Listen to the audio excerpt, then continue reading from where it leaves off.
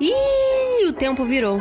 A gente deveria viver num mundo em que as relações ecológicas pautam as relações econômicas e não o contrário. Adianta a gente se dizer feminista e ter práticas que possam violentar outras mulheres, outras espécies ou violentar a natureza. Então, muitas viroses emergentes, fruto só ligado a desmatamento mesmo. A Amazônia é uma biblioteca de Alexandria cujos livros nós estamos permitindo que se toque fogo. Sim. Pensar a ecologia é pensar as formas de relação, de produção, do comer, do nutrir. A revolução será divertida ou ela não será. Eu sou Giovana Nader e esse é o Tempo Virou. Episódios novos toda terça, sempre com a presença de convidados especiais. Olá, meu povo, como é que vai a vida? Bom, hoje eu confesso que eu tô meio saudosa, né? Porque a gente tá no nosso penúltimo episódio dessa segunda temporada. A gente tá aqui fechando mais uma. Mas a gente já falou, né, que é só um até logo. A gente tá com um monte de ideia. A gente vai ter Clube do Livro do Tempo Virou, newsletter O Tempo Virou, enfim. A gente vai continuar aqui conectado e focado na nossa missão. E esse episódio, que é o nosso 49º episódio, a gente vai falar de um tema muito quente que ainda vai repercutir muito nos próximos anos. Isso porque eu acho que todo mundo acompanhou o IPCC, que é o painel intergovernamental de mudanças climáticas, soltou um relatório que, na verdade, é o primeiro de 3 relatórios, fruto do esforço de muitos pesquisadores de muitos países, que foi uma verdadeira bomba no mundo, né? Porque realmente o tom desse relatório era bem sombrio. E eu não vou adiantar muito aqui no Abre, porque a gente conta com a presença de uma especialista em clima e políticas climáticas, a Stella Hershman. Stella é mestre em Direito Ambiental pela Duke University e mestre em Administração com ênfase em Políticas Públicas pela FGV. Ela trabalha desde 2014 na agenda de clima e terceiro setor e atualmente compõe o grupo de especialistas do Observatório do Clima, essa rede de coalizão tão importante para debate das mudanças climáticas no Brasil. Stella, seja muito bem-vinda! Muito obrigada, Giovana. É um prazer enorme estar aqui com você e falando com a sua rede incrível de ouvintes. A Stella tem que te agradecer muito que você aceitou o nosso convite de última hora. Vou atualizar aqui o ouvinte. Eu conheci a Stella semana passada. A gente fez uma live para o Mídia Ninja, que está lá salva no perfil do Mídia Ninja no Instagram, sobre emergência climática. E a gente já está no nosso penúltimo episódio e a gente não ia falar sobre esse relatório. Apesar da gente não gostar muito de falar sobre pautas quentes, né? Porque a gente gosta de ser um podcast atemporal, com assuntos atemporais, mas eu acredito que o IPCC, tudo isso que saiu, vai ser atemporal, porque ainda tem muito pano pra manga, então a gente meio que fez de última hora esse roteiro aqui pra entrar nessa temporada ainda, então muito obrigada por estar aqui, Stella. Bom, o IPCC, que é o painel intergovernamental de mudanças climáticas, ele divulgou na última semana um relatório muito preocupante, né? O primeiro desses 3 relatórios que eles vão soltar, alertando de maneira muito incisiva sobre a possibilidade real de um colapso climático. Vamos começar falando sobre ele, dessa atualização de dados? Quais são os riscos, metas que ele traz, Stella? Esse é o 6º relatório, né? 6º ciclo de relatórios, como você mencionou. O IPCC, ele vem trazendo dados desde o início da década de 90 sobre mudanças climáticas e já ficou muito claro, assim, eles até ganharam o Nobel, né, da Paz em 2007, se eu não me engano, porque eles conseguiram deixar evidente na ciência que as mudanças climáticas estavam acontecendo e vinham trazendo evidências muito robustas, assim, um grau de certeza muito elevado sobre o tamanho da influência humana nesse fenômeno, né, que a gente está dando causa. Esse relatório, agora o 6º, que saiu na semana passada, é a primeira vez que eles falam isso de uma maneira inequívoca. Eles trazem como um fato que o homem está influenciando o clima da Terra. Antes havia graus de certezas altíssimos, em torno de 90% em 2007, depois em 2013 era 95%, mas como os cientistas são muito cautelosos nas palavras e na linguagem que é escolhida para esse relatório, esse é o primeiro que eles colocam essa informação como um fato consensual. O relatório do IPCC, ele não é feito pelos cientistas da ONU a partir de dados próprios, né? Eles coletam essa informação ao longo da produção científica. Então, foram 14 mil estudos analisados para esse relatório. E eles fazem pela primeira vez uma medição do tamanho dessa influência humana na temperatura da Terra. Uma das principais conclusões do estudo é que a Terra já teria aquecido sido quase 1,1 grau, então seria 1,09 na verdade. E o homem teria dado causa a 1,07 desse aquecimento, ou seja, demos causa a 98% do problema que a gente já está vivendo. Então é muito relevante, né, essa quantificação pela primeira vez, essa atribuição de maneira tão clara às mudanças climáticas. Enfim, tem muita coisa que ele fala, eu quis dar essa introduçãozinha sobre esse ciclo e essa mudança de linguagem, de quantificação que eu acho importante. Mas eu acho muito importante, sabe por quê, Estela? Você está trazendo, esse relatório, ele é muito específico para quem entende, né, de tudo isso. Para os leigos, até para mim, é muito difícil a leitura do relatório, então é muito importante também a gente acessibilizar a informação desse relatório, né? Isso. Eu queria trazer uns exemplos, assim, se eu puder complementar. Claro! Eu acho que uma outra coisa que ficou faltando na resposta é dizer que você mencionou que esse é o primeiro de 3 relatórios desse 6º ciclo que vai sair, e ele é focado nas causas das mudanças climáticas, né? Então a gente vê ao longo do relatório mensagens muito fortes. Ele não traz nenhuma novidade, ele traz mais evidência e mais certeza científica nas mensagens que a gente já vinha ouvindo, né, ao longo dessas décadas de acompanhamento da ciência das mudanças climáticas. Então, por exemplo, eles trazem que a temperatura global subiu mais rápido desde 1970 do que em qualquer outro período nos últimos 2 milênios, e que a cobertura do gelo marinho no Ártico chegou à sua menor extensão, é a menor em 1000 anos. Então, esses são alguns exemplos das informações que os cientistas trazem para a gente para mostrar que o mundo inteiro já está sendo impactado pelas mudanças climáticas. Isso é uma coisa que nós estamos vivendo e vamos continuar sofrendo os impactos disso nas próximas décadas. Se a gente não fizer nada a respeito, isso só vai piorar. E mesmo que a gente tome atitude, né, que a gente haja de maneira enérgica, de maneira imediata, parte desses impactos, eles são irreversíveis já, porque a gente emitiu tanto gás de efeito estufa na atmosfera que a gente já contratou, assim, entre aspas, a gente já contratou esses impactos por milhares e milhares de anos.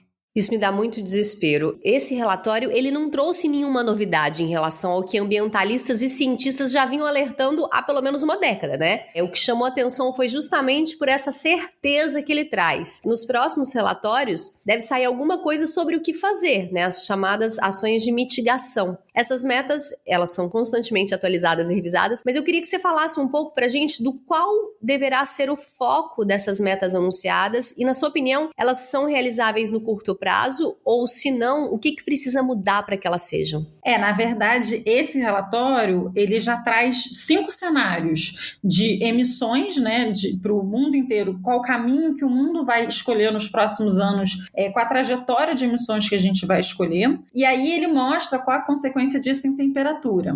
Então, só para dar um passinho atrás, em 2015, o mundo assinou o Acordo de Paris, que você já tratou dele, já mencionou ele em outros episódios. Mas esse Acordo de Paris, ele tem a meta de conter o aumento da temperatura da Terra em 2 graus Celsius em relação aos níveis pré-industriais, mas ele faz uma referência muito importante à meta de 1,5 grau, porque essa diferença de meio grau pode parecer pouca para o ouvinte, mas ela é uma questão de vida ou morte para países inteiros, naqueles países ilhas, né, que têm uma pequena elevação no seu território e podem desaparecer por completo por conta de meio grau de aumento na temperatura. Então é muito importante que a gente fique dentro dessa meta de 1,5 grau, que é a meta mais ambiciosa do Acordo de Paris.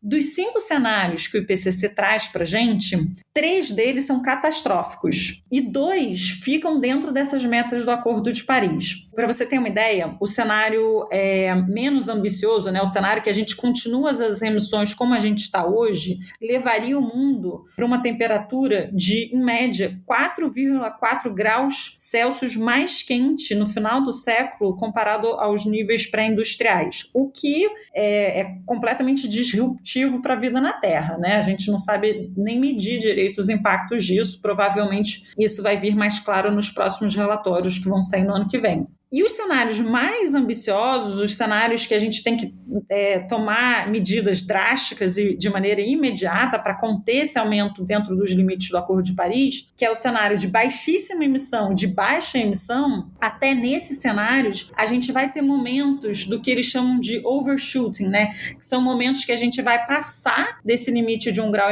O cenário mais ambicioso, a gente passa do limite de 1,5 graus por volta do meio do século, mas a gente, se agir de maneira muito forte e reduzir muitas emissões, a gente consegue trazer de novo essa temperatura, baixar mais um pouco, e aí no longo prazo, que é 2100, esse cenário de 2100, a gente ficaria dentro de 1,5 graus, a gente ficaria com uma média de 1,4. E no outro, a gente ficaria um pouquinho abaixo de 2 graus Celsius. Então, é muito importante, e isso é uma mensagem um pouco positiva, assim, para quem gosta de olhar o copo meio cheio ou meio vazio, assim, olhando o copo meio cheio, a gente tem uma esperança com os cientistas. É possível ficar dentro da meta de 1,5 graus. Ela é uma meta que ainda é acessível, mas ela exige mudanças tão drásticas que só tem em 5 cenários analisados que ela é possível. Então, realmente, ela demanda muito de nós, assim. E você perguntou o que precisa ser feito, né? O relatório não trata disso, mas a gente tem algumas pistas nesse relatório. A gente sabe que a gente vai ter que, por exemplo, chegar a uma neutralidade de carbono no meio do século para ficar dentro dessa meta. E como é que a gente faz isso? Um outro relatório que foi lançado no início do ano, que é da Agência Internacional de Energia, mostrou para a gente que se a gente quiser atingir a neutralidade de carbono no meio do século, a gente tem que reduzir as emissões em 45% já nessa década. Então, a gente tem aí 9 anos, menos, né, porque a gente está quase no fim de 2021, a gente tem 8 anos para cortar quase pela metade as nossas emissões. Então, assim, a gente está falando de deixar o carvão e o petróleo no chão imediatamente. A gente está falando do Brasil zerar suas emissões de desmatamento e, assim, mudanças profundas que a gente vai ver nas próximas décadas. Até o meio do século, eu acho que a vida como a gente conhece vai mudar muito.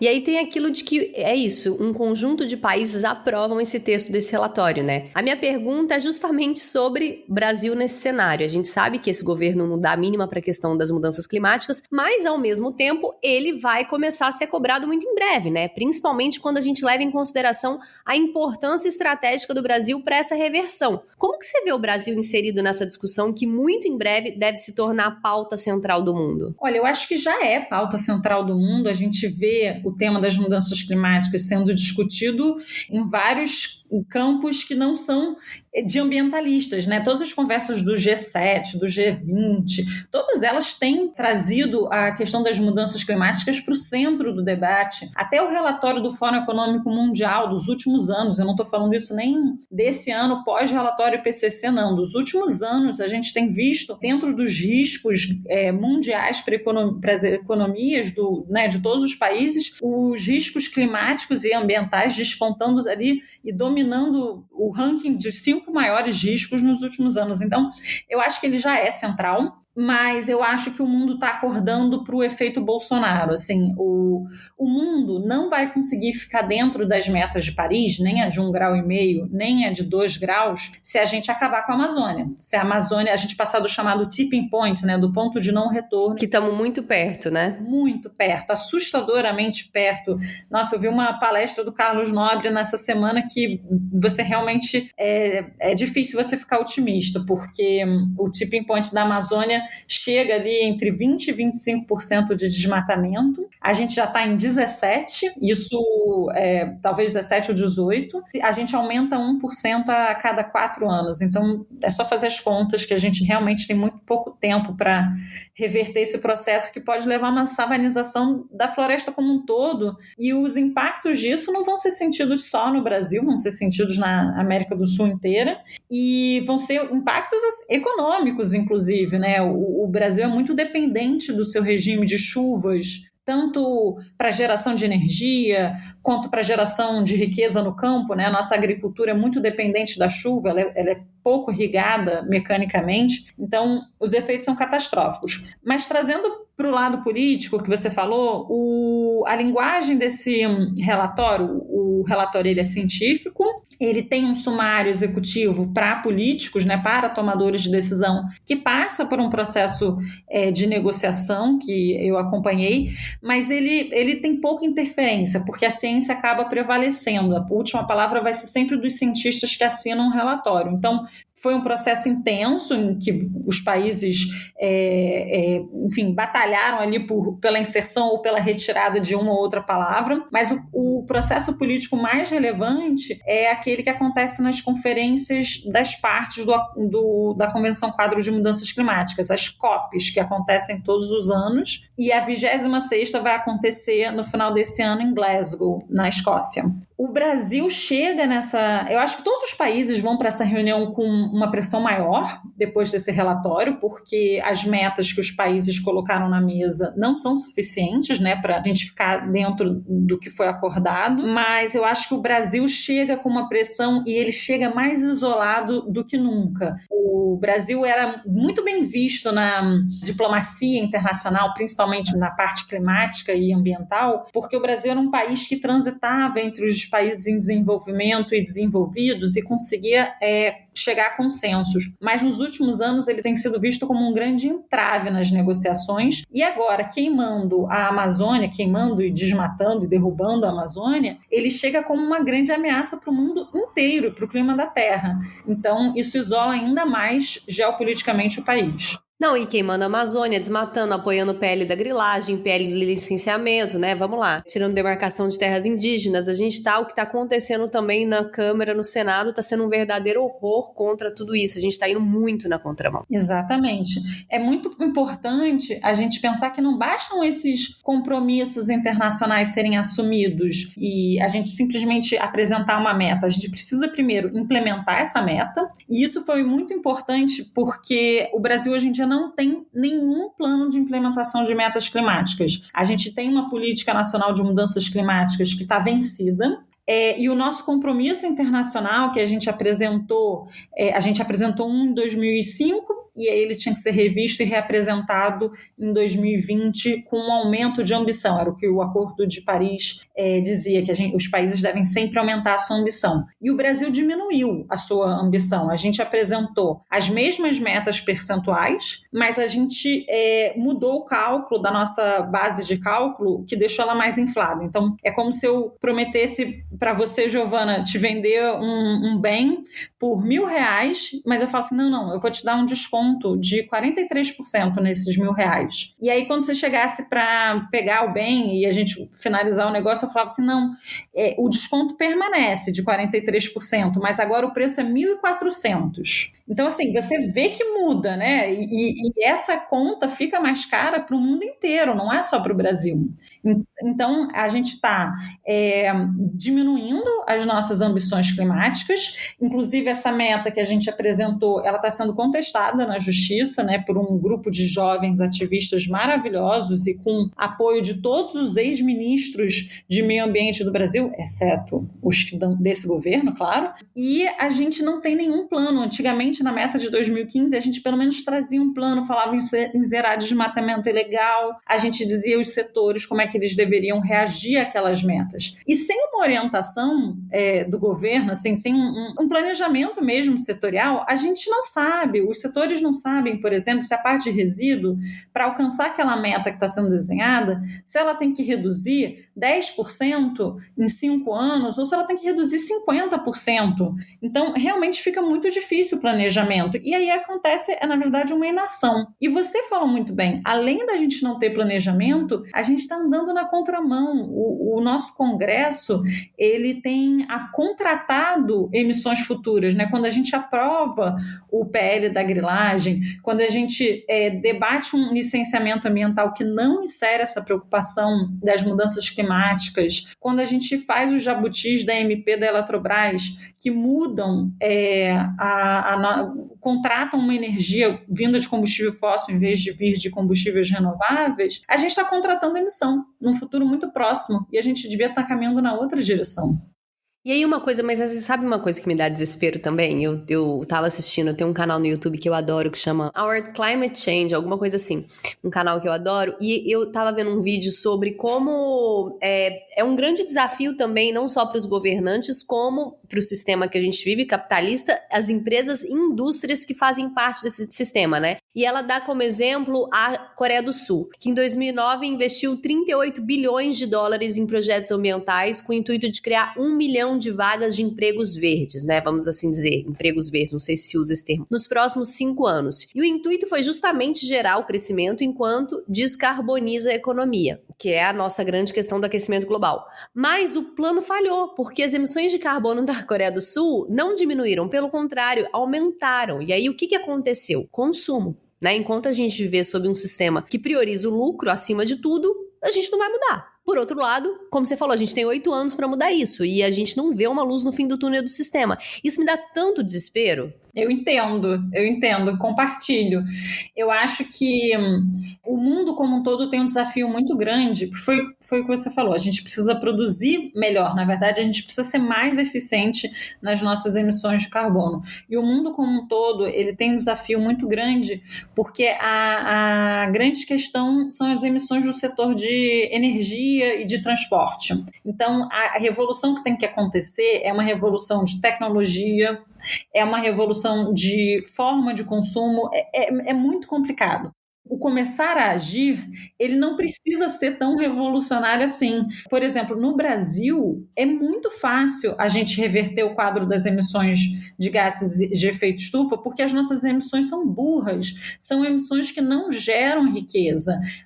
Na verdade, o Brasil está completamente na contramão do mundo. Assim, o mundo está reduzindo as emissões por unidade do PIB produzida e o Brasil é um dos poucos países que está aumentando as emissões. Então, a gente produz menos e emite mais. É realmente fechar os olhos para o que está acontecendo e andar na contramão, né? E qual é o grande problema do Brasil? É desmatamento. Que a gente sabe como lidar com o desmatamento. O desmatamento no Brasil, a gente já conseguiu reduzir ele no passado em 80% com políticas públicas sérias, com comando e controle, que são as ações de fiscalização, com políticas inteligentes, que os recursos são finitos. Então, você tem que agir com inteligência, né? Você tem que saber aonde ir fazer essas ações de fiscalização, usar tecnologia que hoje é enorme de monitoramento por satélite, e você consegue reduzir muito o desmatamento. E para produzir mais, o PIB cresceu nessa época, inclusive o PIB agrícola. E a gente tem milhares de estudos que mostram que a gente não precisa desmatar no Brasil nem mais uma árvore para produzir.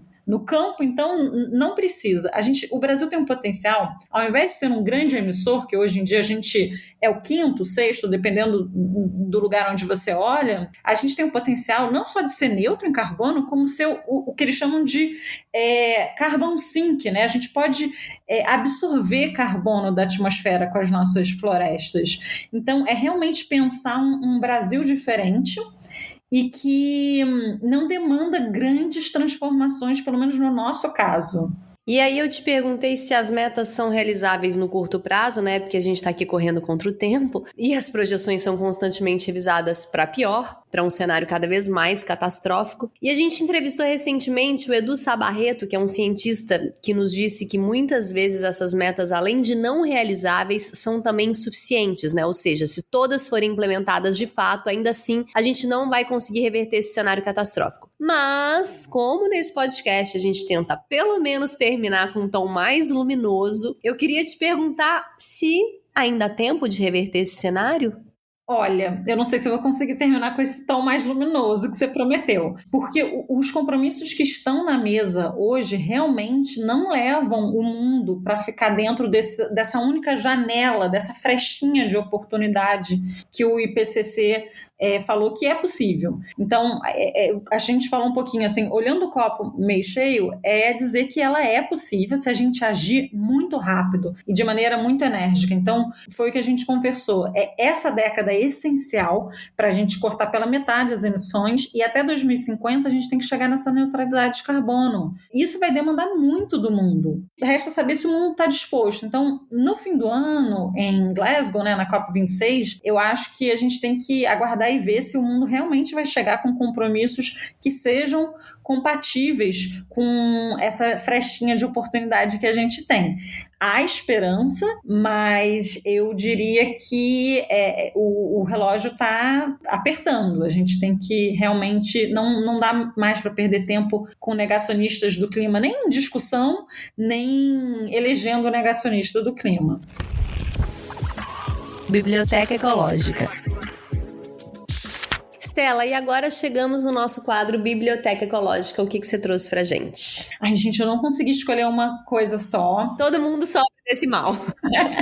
Primeiro, eu queria indicar um filme que me ajudou muito a entender a questão da grilagem de terras no Brasil. Não sei se já foi uma dica falada aqui, que é um filme chamado Sob a Pata do Boi. Ele é maravilhoso pra gente ver como que a Amazônia vira pasto. Então, e é um processo difícil de entender por que grilagem é igual a desmatamento. Então, para quem tiver curiosidade, acho que é um bom recurso.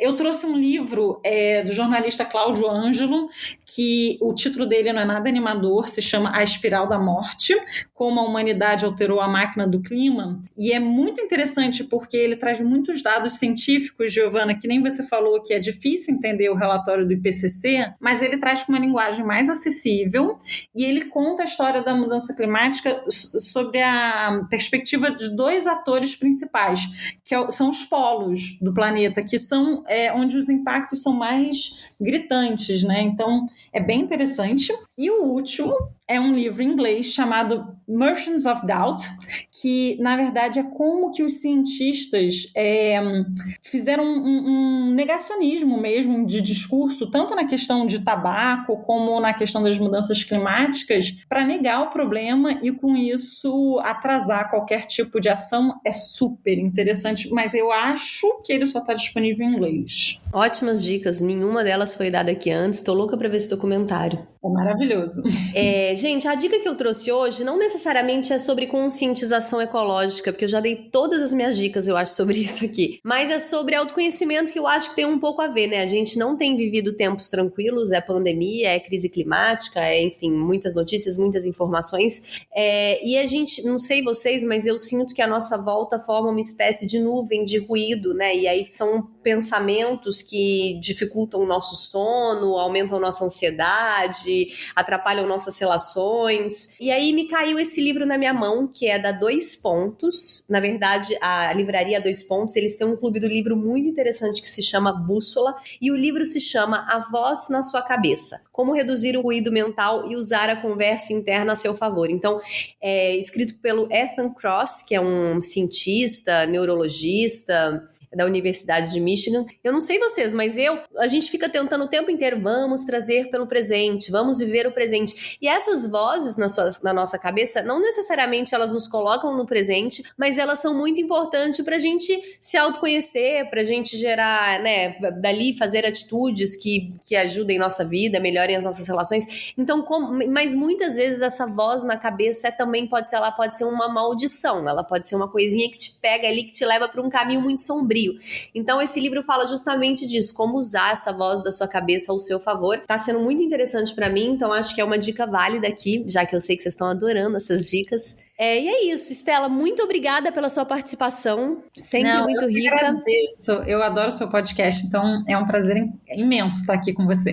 Gente, e a mensagem que eu quero passar nesse final de episódio aqui é que a gente já entendeu que a gente está ferrado, e por isso é tão importante que a gente encare a crise climática com a mesma seriedade e urgência que a gente enfrentou a pandemia, né? Eu acabei de ler um texto aqui do Ricardo Abramovay para o UOL, inclusive, se possível, assinem a newsletter do Abramovay, ele já foi entrevistado aqui também nesse podcast na primeira temporada. Eu acho que tudo que ele fala é muito imperdível. E ele fala exatamente sobre isso, né? Sobre como nesse momento tão difícil que passa a humanidade, a gente precisa se voltar para orientações gandhianas de que a gente deve viver do que a natureza nos dá, sem luxo, sem desperdício, sem cobiça, né? O nosso bem-estar tem que depender cada vez mais de bens comuns, de solidariedade, do sentido comunitário, da empatia, da cooperação social. E eu acho que a gente tem que buscar isso pra gente viver nesse mundo caótico, né? É a nossa adaptação nessa realidade que vivemos. Então até terça que vem, no nosso último episódio da segunda temporada de Tempo Virou. Um beijo! Esse podcast é apresentado por mim, Giovana Nader, pesquisa e roteiro de Jordano Nader, edição Vitor Bernardes, identidade visual de Teodora do Vivier e produção de conteúdo nas redes sociais Mariana Ferrari.